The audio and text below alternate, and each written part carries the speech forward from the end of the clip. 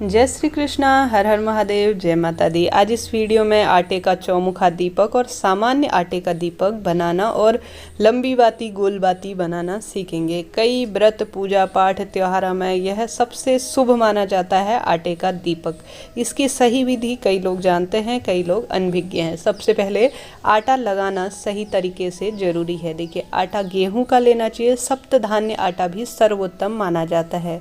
ऐसे में आटा ऐसा हो जो बहुत अच्छी तरह से मसला हुआ हो और उसे सूखा ही गूंद लेना होगा। यह नहीं कि बहुत अधिक गीला कर ले। जैसे हम अपनी रोटी या पूड़ी के लिए बनाते हैं, उससे थोड़ा सा सख्त और मुलायम इसे बना लेना होगा। देखिए किस तरह से मैंने आटा लगा दिया है।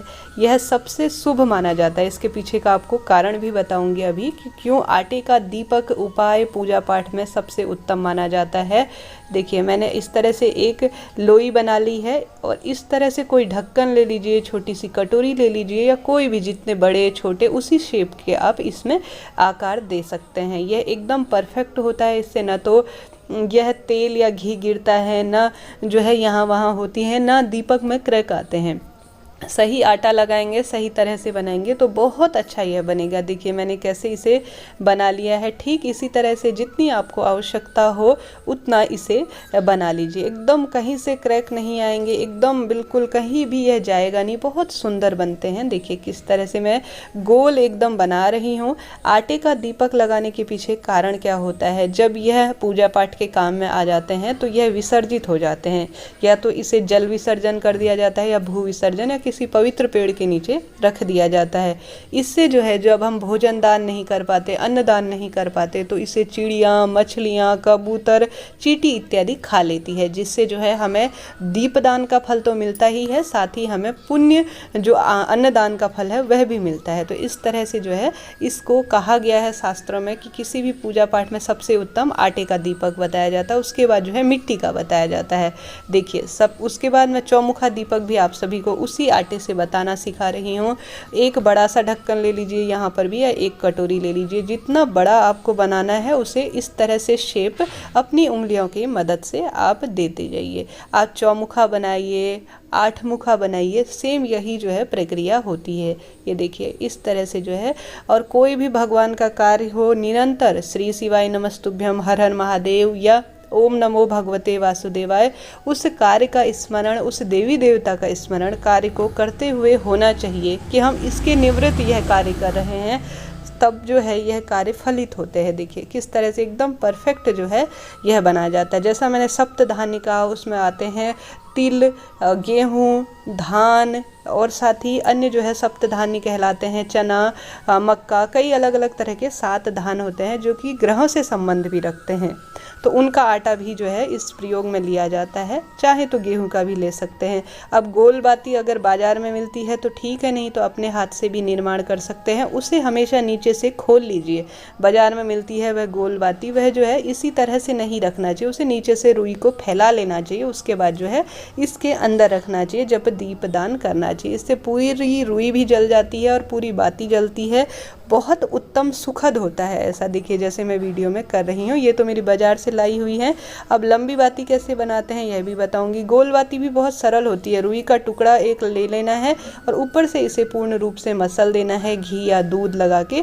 दोनों कोने भी मिलाकर किए जाते हैं। 2 बार जो है 2 तरीके से यह बनाई जाती है। बहुत सरल होती है इसकी प्रक्रिया। ये देखिए, कोई भी पूजा हो, पशुपति व्रत हो, दीपदान तो इस कार्तिक माह में सर्वोत्तम माना जाता है। खासतौर पर आटे का दीपदान करना। तो ऐसे में कार्तिक माह में ज़रूर जितना संभव हो, अब बचे हुए दिन हैं, दीपदान आटे का करें या सामान्य उससे भी कर सकते हैं। अब लंबी बाती देखिए, 4 आंगुल जो अपनी उंगलियां होती है उनके बराबर रुई लेनी है या जो सूत लेना है, जिससे भी आप बनाते हैं। 4 उंगलियों की बाती परिपूर्ण मानी जाती है। तो 4 उंगलियों के बराबर नाप लेते हुए आप सभी को किसी दूध या घी की मदद से इन्हें आपस में मसलते हुए उंगलियों की सहायता से 4 दीपक लगाने चाहिए। यह चौमुखा दीपक होता है। अब कई महिलाएँ करती हैं कि इन्हीं को दोनों साइड से जला दे रही हैं, परंतु यह सही नहीं माना जाता। वह 2 ही दीपक कहलाएंगे। हमेशा चौमुखा दीपक बना रहे हैं तो 4 बत्तियां होनी चाहिए। कई महिलाओं को मैंने देखा है दोनों साइड से बत्तियां जला दे रही हैं और 2 ही बत्तियां रख रही हैं। यह सही नहीं है। पूर्ण रूप से चौमुखा 4 बत्तियां होनी चाहिए और 4 आंगुल के बराबर सर्वोत्तम लंबी बाती मानी जाती है। और गाय का घी हो या जो है तिल्ली का तेल सबसे उत्तम माना जाता है प्रत्येक पूजा पाठ में। तो आप जो है या तो गाय का ले लीजिए या तिल्ली का तेल, अगर ना हो तब जाके जो है सरसों का तेल प्रयुक्त किया जाता है, नहीं तो शास्त्रों में 2 ही तेल जो है सर्वोत्तम माने जाते हैं। जब भी दीपक लगाएं थोड़ा सा किसी चीज़ का आसन दे दीजिए, चावल हो, गेहूं हो या कोई भी चीज़ हो, दोनों का भी मिश्रित, जैसे कि तिल का तेल मिश्रित कर दिया, घी मिश्रित कर दिया, उसमें ही बत्तियां डाल दी और उसी को दीपक कर दिया, यह सही नहीं माना जाता। जब भी दीपक लगाएं कहीं से खंडित ना हो, साफ सुथरा हो और अलग अलग लगाएं। जैसे कि अलग अलग देवी देवताओं को अलग अलग दीपक लगाए जाते हैं। पूर्व दिशा की ओर, उत्तर दिशा की ओर दीपक लगाना सबसे उत्तम माना जाता है। इस तरह से जो है दीपक लगाने का यह मैंने विधि बताई। साथ ही कई लोग जो है पूर्ण रूप से रात्रि हो जाते हैं उसके बाद दीपक लगाते हैं। नहीं, गोधूली बेला, जिसे थोड़ा सा धूप हो, थोड़ा सा शाम हो, जिसे हल्की सी साँझ का समय कहा जाता है, उस समय जो है हमेशा कोई भी दीप दान करना चाहिए। इस बात का आप सभी को ध्यान रखना चाहिए। इस वीडियो में मैंने आप सभी को दीपक से संबंधित कई जानकारियाँ देने बताने का प्रयास किया। वीडियो मददगार रहा हो तो चैनल को लाइक, शेयर और सब्सक्राइब करना ना भूलें।